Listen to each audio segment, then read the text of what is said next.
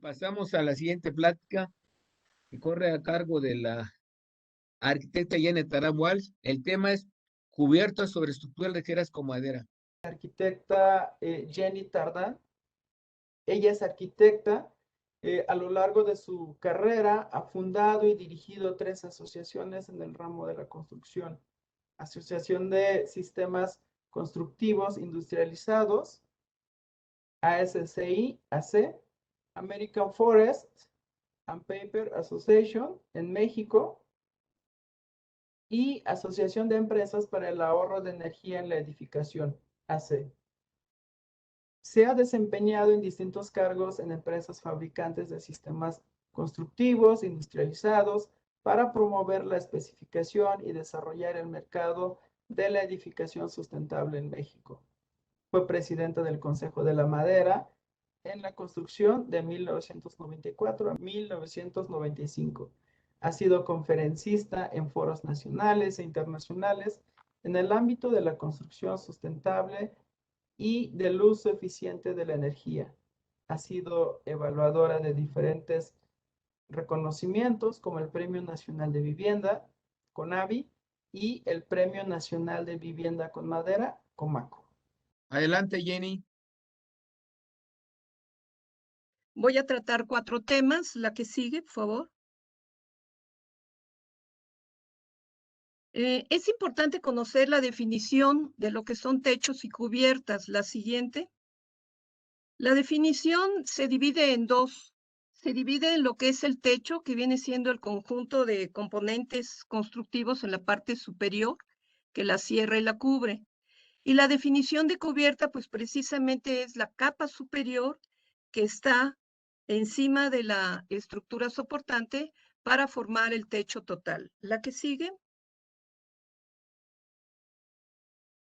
Es importante ver también las estadísticas de tipos de techos y cubiertas en México. La última fue la de INEGI en 2015 y vemos que donde están marcados en rojo, en realidad viene siendo en Chiapas, en Oaxaca y en Tabasco, que son personas que también tenemos aquí en el público, en donde todavía no se utiliza en gran porcentaje la losa de concreto. La que sigue. Tenemos, por ejemplo, del total del techo en México, el 64% es de concreto. No sabemos cuántas son de pendiente y cuántas son planas. Lo que sí podemos saber es que la mayoría de estas losas llevarían impermeabilizaciones del tipo acrílico. Sin embargo, en cuestión del resto de la cantidad de techos, estamos hablando que el 36% se va con diferentes láminas y tejas. Esto, Coneval dice que son materiales regulares, todos aquellos que estén asociados con la durabilidad y calidad de las viviendas. Hace rato había una pregunta de los créditos de Infonavit y precisamente esto es muy importante porque lo primero que pide Infonavit es si los reglamentos de construcción de cada una de las alcaldías de los estados reconocen que es un material que es con durabilidad y calidad. La que sigue. Por ejemplo, para mí se me hizo muy importante en este tema que tengamos las consideraciones necesarias para diseñar un techo y su cubierta. Entonces vamos a ver todos estos puntos uno por uno. La que sigue. Por ejemplo, los climas. En México podríamos decir que se divide básicamente el 50% en clima templado, considerando allí también clima frío en la parte norte, pero pues la mayoría vendría a ser clima cálido y húmedo o cálido y árido.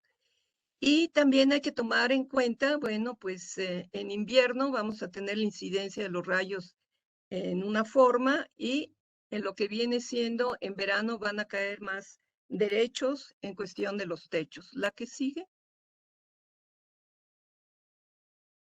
A considerar también está la lluvia y la temperatura.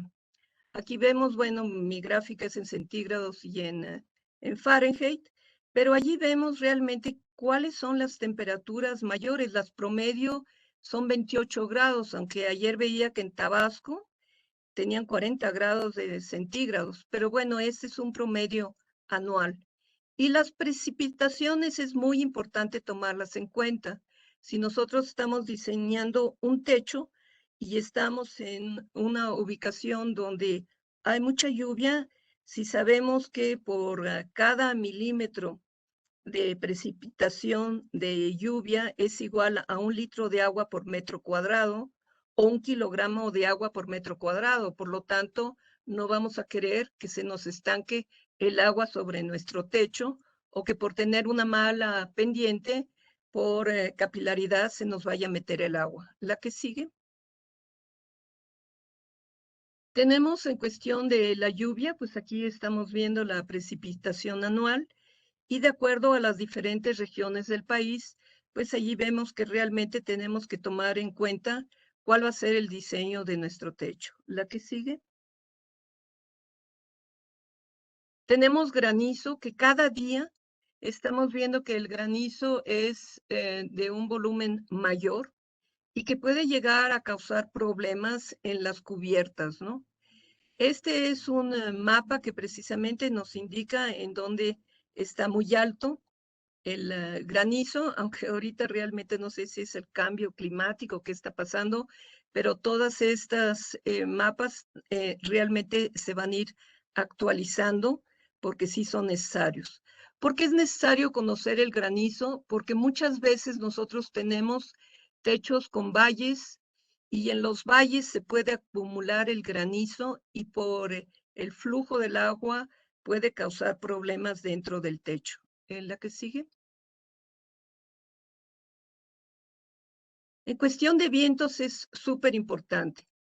Hemos escuchado mucho que lo que vienen siendo los vientos, pues se llevan las láminas, se llevan las tejas, pero es que cuando nosotros colocamos las láminas y las tejas, no tomamos en cuenta de dónde viene el viento.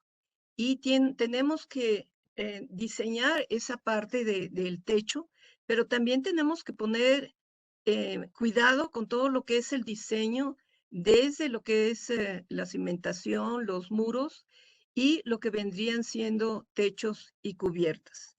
Había el INIFED, que era el Instituto Nacional para todo lo que eran las escuelas, la estructura básica, y ellos tenían el diseño realmente lo del viento, que era bien importante tomar en cuenta para que pueda pasar el viento y que no nos vaya a causar efectos mayores. Aquí yo les puse a través de mi presentación, van ustedes a ver que les pongo una serie de links y esta cartilla es muy interesante porque es muy breve, están tomados de aquí estos dibujos, pero que les va a ayudar a poder diseñar por autoconstrucción contra sismo y viento. Esto lo realizó la CENAPRED y creo que es un documento muy, muy interesante, además de todo lo que nos platicó, obviamente, el doctor Dávalos. La siguiente, por favor.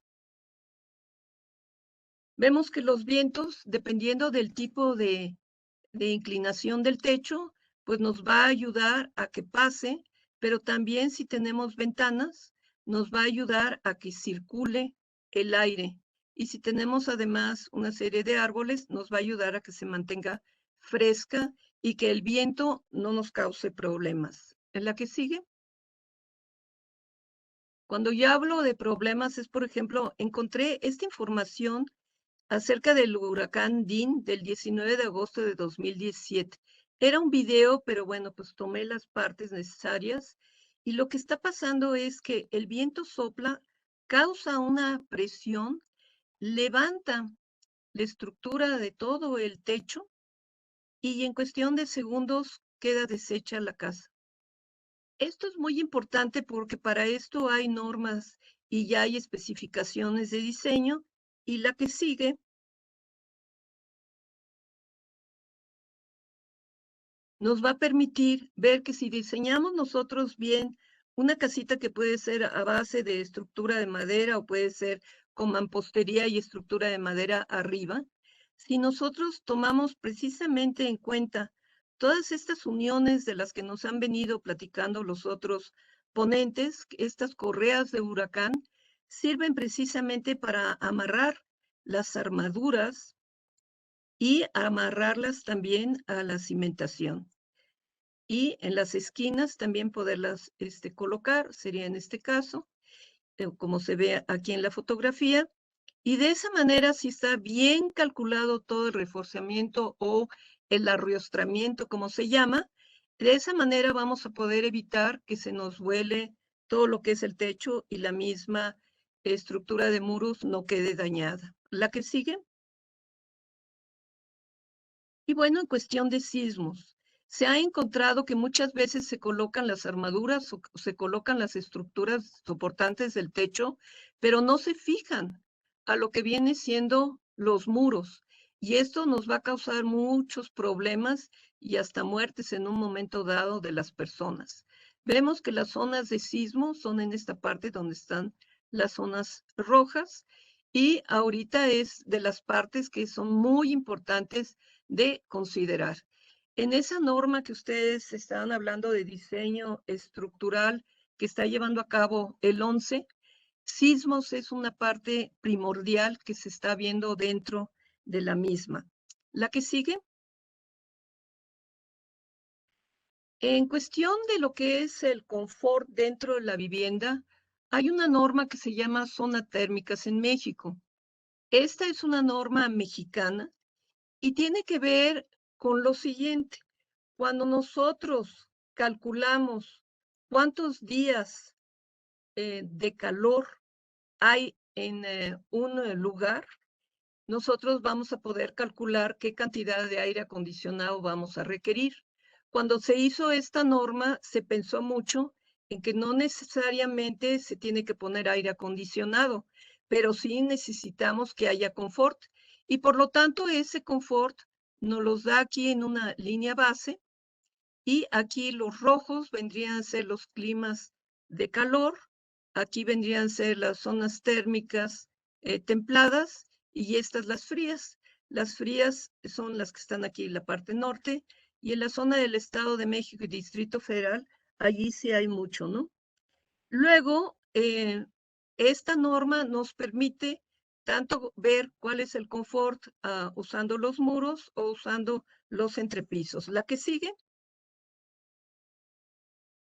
Y entonces para esto, pues las zonas térmicas nos piden que veamos las características de un material aislante.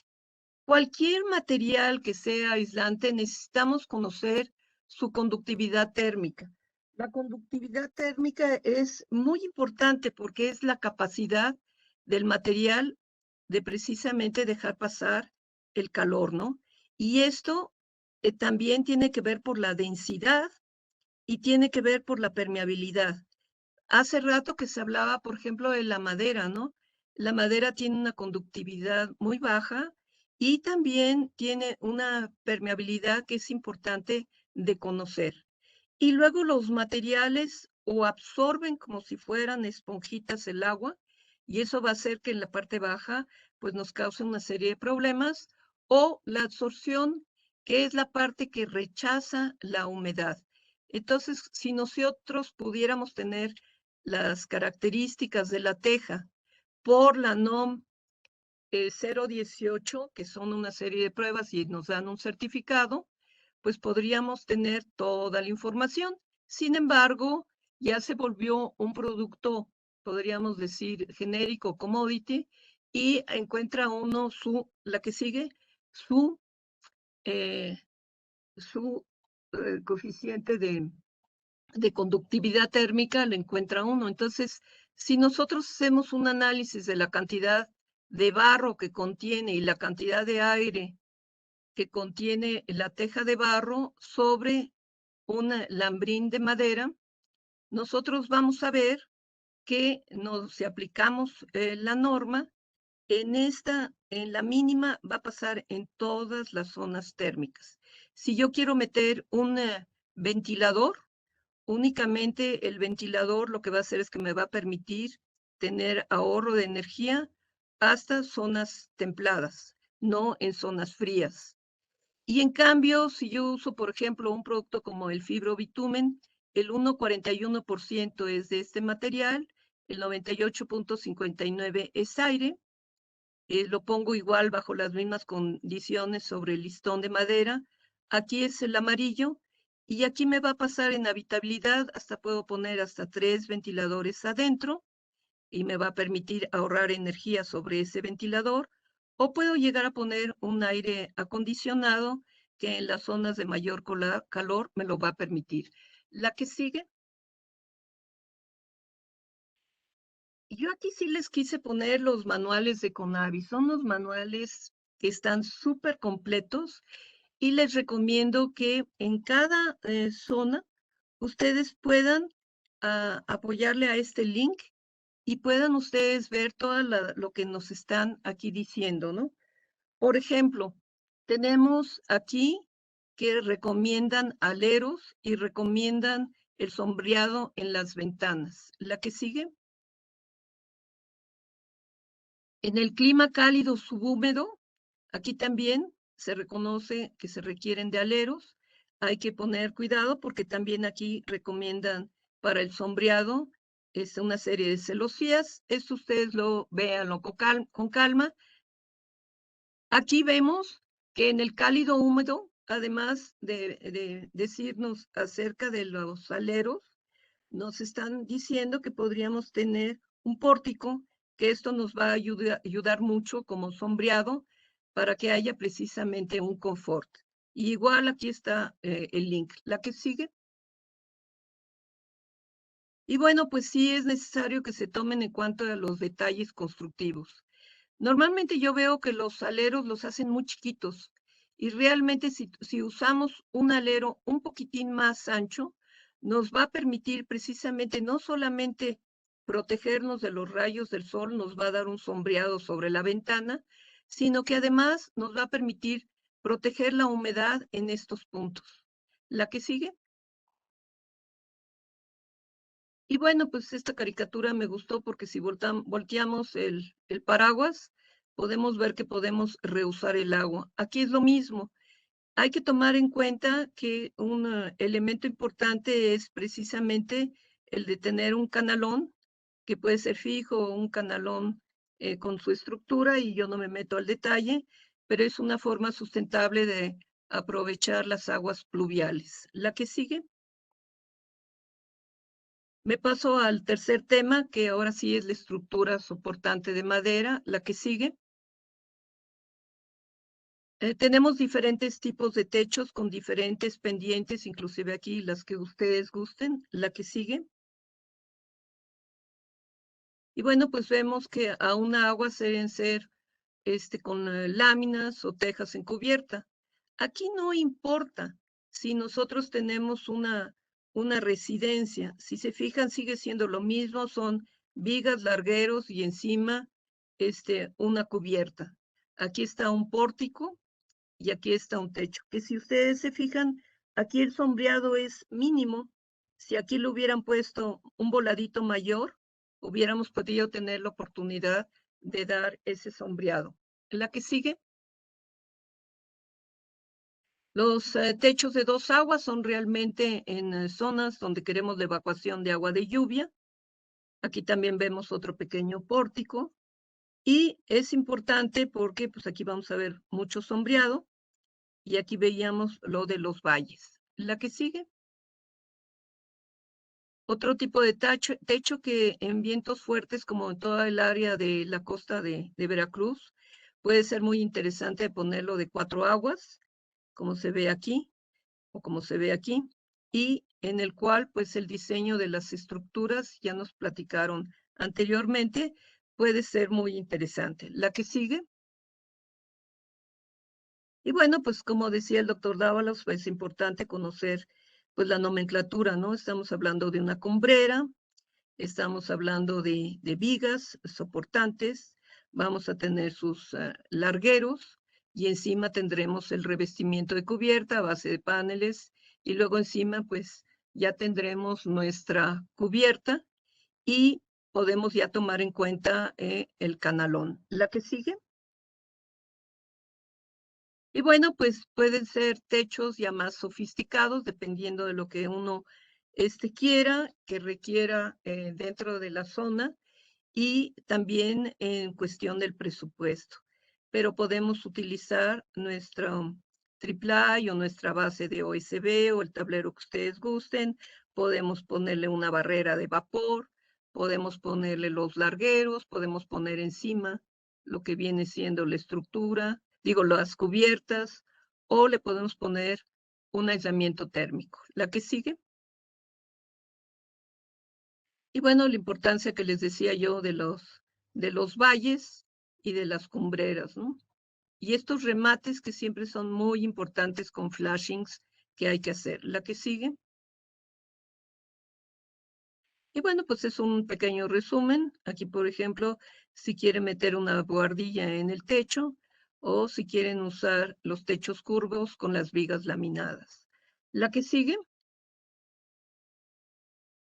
Y bueno, las pendientes es un tema súper importante, ¿no?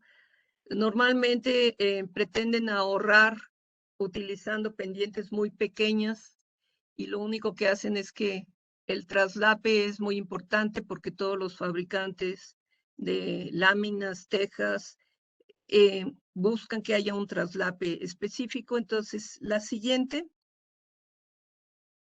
vemos que de las de 10 a 15%, pues hay que levantar 15 centímetros por cada metro. Y es más que nada en zonas sin lluvias. La que sigue.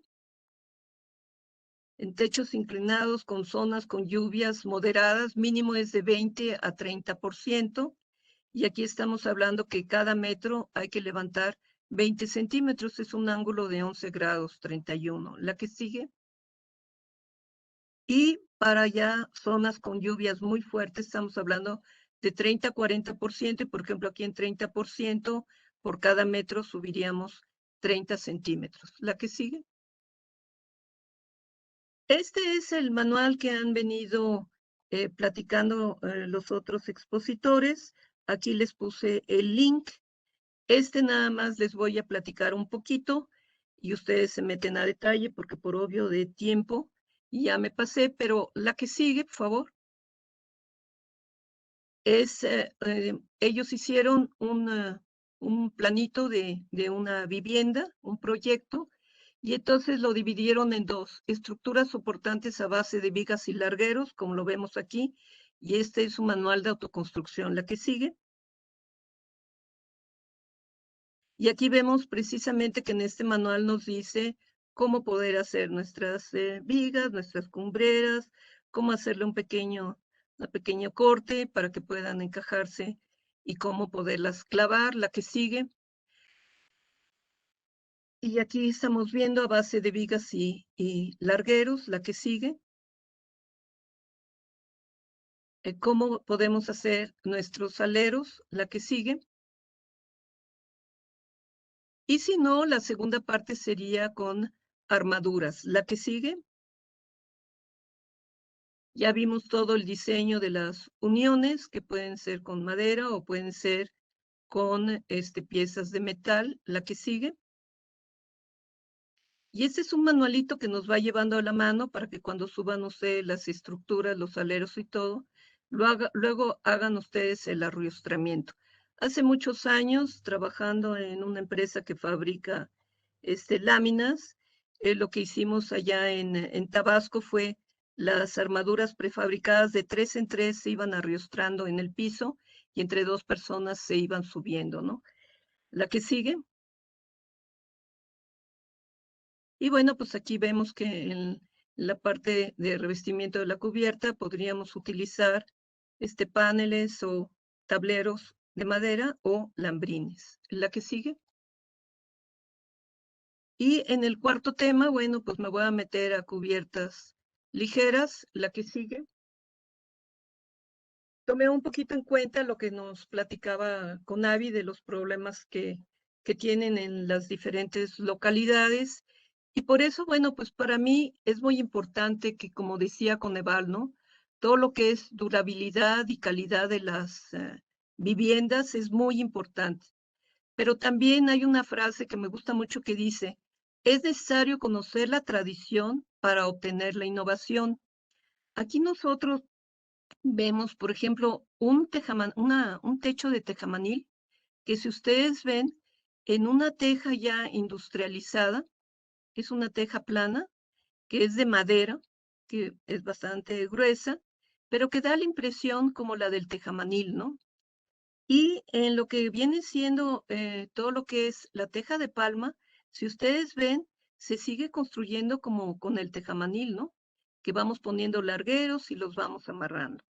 La que sigue, por ejemplo, la palma, aunque lo vemos aquí con unos muros de bajarete que podrían decirnos durabilidad y calidad de las viviendas, estos se construyen en cabañas para hoteles en un precio altísimo en cuestión de la construcción. Y lo que es la palma, bueno, se consigue la palma y la primera hojita lo que hacemos es amarrarla a un larguero y así nos vamos siguiendo. La que sigue, tenemos también el tule, que es otra construcción. Esto, por ejemplo, lo tomé del arquitecto Descalzo. Y aquí vamos viendo que van haciendo unos rollos con precisamente las ramitas del tule. Tienen aquí su alambre, van amarrando y otra vez van llevando el traslape y si ustedes ven, sigue siendo el mismo principio. Aquí lo que sí es muy importante para que dure es que la madera sea una madera que resista a la humedad, que sea tratada y que evite realmente el paso de los insectos, ¿no? La que sigue. Está la lámina negra de cartón que ustedes ven que todavía en las estadísticas se sigue utilizando, pero es una tristeza porque estas láminas es cartón impregnado de chapopote y que al cabo de, no sé, de 6 meses a lo máximo, se deteriora y queda inservible porque se va lavando todo ese chapopote. Y además las fijan con clavos y con corcholatas, entonces realmente no es algo, por eso hablamos de durabilidad y calidad de las viviendas. La que sigue. La teja de barro es lo más común. La teja de barro puede ser colocada directamente sobre lo que serían los largueros. Sigue siendo la teja curva y hay una forma interesante de instalarlo y es poniendo los largueritos en esta forma vertical y entonces en medio de lo que vendrían siendo las, tejas. Luego podemos colocar encima y así podemos tener realmente un techo muy parejito. La que sigue. Pero también vemos que hay tejas de barro que son artesanales, que se fabrican en el lugar, en las cuales, por ejemplo, en lo que se ha visto es que si es renovación, se pueden retirar y puede hacer que se pueda recuperar casi el 60% de las tejas, ¿no? Y pues ya hay muchas tejas en el mercado de diferentes precios. Está esta que es la española, que permite que como tiene en la parte de abajo, tiene una forma que nos permite realmente detenerla en el larguero y trae una perforación para que se pueda clavar. La que sigue. Están las tejas planas asfálticas, que en realidad esta teja, por decir algo, se compone de una parte plana de asfalto y la parte de arriba es también asfalto, pero ya tiene color y además llega a tener una serie de agregados pétreos que le permite realmente dar la impresión, pues casi como hablábamos hace rato, de la teja de madera, ¿no? Es muy resistente y puede ser una buena solución. La que sigue. Tenemos las láminas acanaladas de metal. Estas al paso de los años se han ido mejorando y modificando. La mayoría de ellas las venden en las dimensiones que los arquitectos soliciten para poder cubrir en una sola vez y no tener traslapes.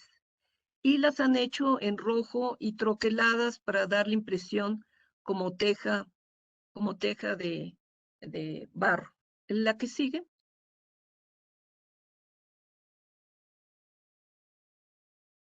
Están las tejas de fibrocemento, que también son muy conocidas, llevan muchos años en el mercado.